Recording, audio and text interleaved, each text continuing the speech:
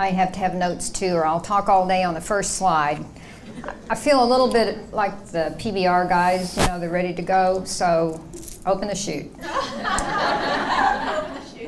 Have you ever thought you could grow tomatoes from a mountain of trash? Well, today I'm going to talk about the city's new exciting community greenhouse project, which is an extension of our methane gas recovery project at the Springfield Sanitary Landfill. If you think of a modern landfill as just a hole in the ground to dump trash into, you're about 100 years behind. Today's modern landfill includes a liner system, a leachate or liquid collection system, and it's covered every night so that the varmints don't get in it and the trash doesn't blow around. So if you think of a big bathtub that's lined and it's tilted so all the liquid goes to one end to collect it, that's a landfill. Mature landfills generate methane gas, just like cow farts, and that's about as close to the F-bomb as you're going to hear a city employee go today. This gas has to be managed or it gets everybody in trouble. Approved technology includes capturing it in methane and then flaring it off harmlessly into the atmosphere. We got calls about flying saucers when we did that. But we choose not only to collect it, but also to go a step further. We make power out of it, 3.2 megawatts to be exact, enough to power 1,200 homes. And this electricity goes straight to the grid, so these lights have part of it in it. Our 3.2 megawatt production is the same as planting nearly 35,000 acres of forest or removing the emission equivalents of 25,000 vehicles and reducing oil consumption by 304,000 barrels. Each one of those little doodads there represents 1,000. But there's still more that we can do. This is one of 2 generators located at the Noble Hill Alternative Energy Center, which converts our methane gas that we capture at the landfill into electricity. In the course of the operation, these generate tremendous amounts of heat, waste heat, that right now is not being utilized.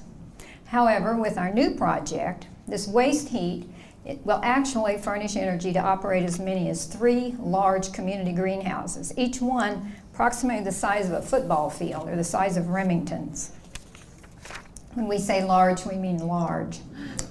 This past spring, we sent a group of city and community members to tour a similar operation that's located way the heck up in northern Iowa, think a road trip.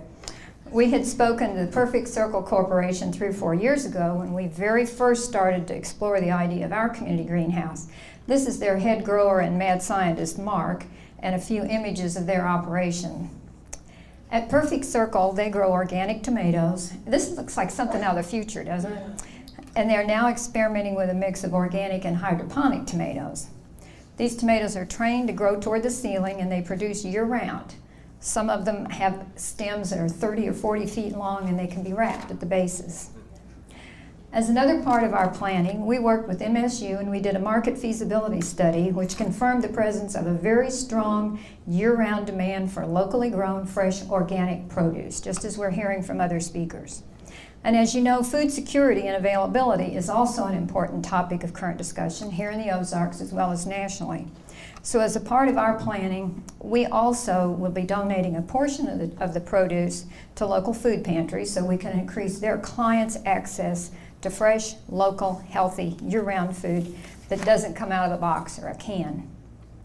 This project also realizes opportunities to partner with local universities, schools, agriculture companies, and in areas of research, alternative growing techniques and general education, again, for young students so they can learn where their food actually comes from. In addition to job creation, job training is also a benefit because we feel that this growing concept is here to stay. There are landfills all over the country that can be utilized for this. Training people to manage these greenhouses positions our local universities to be right on the cutting edge of offering those programs. We could be, in our ag department at MSU, for example, we could be among the first in the country to offer degree programs in that area.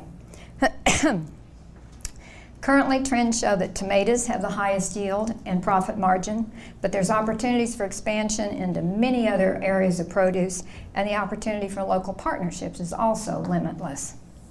As a part of our planning process to gain community input, we held a public discussion meeting including local interests, and the food hub concept came up.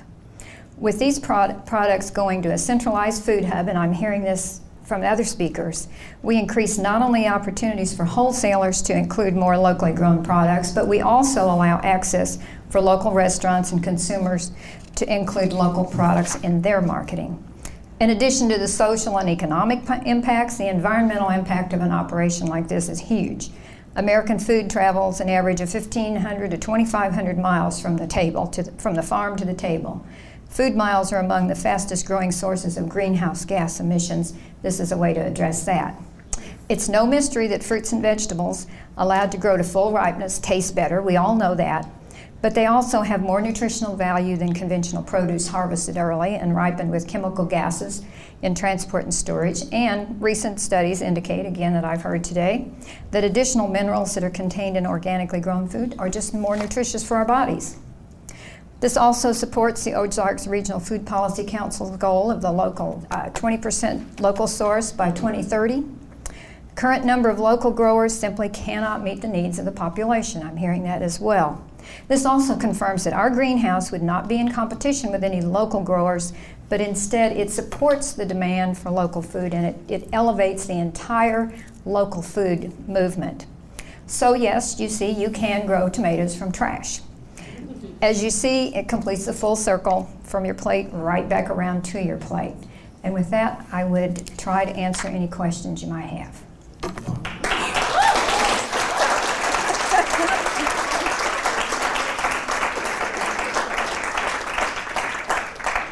Now that I haven't embarrassed her, I want to thank Ashley Fears for helping put this thing together.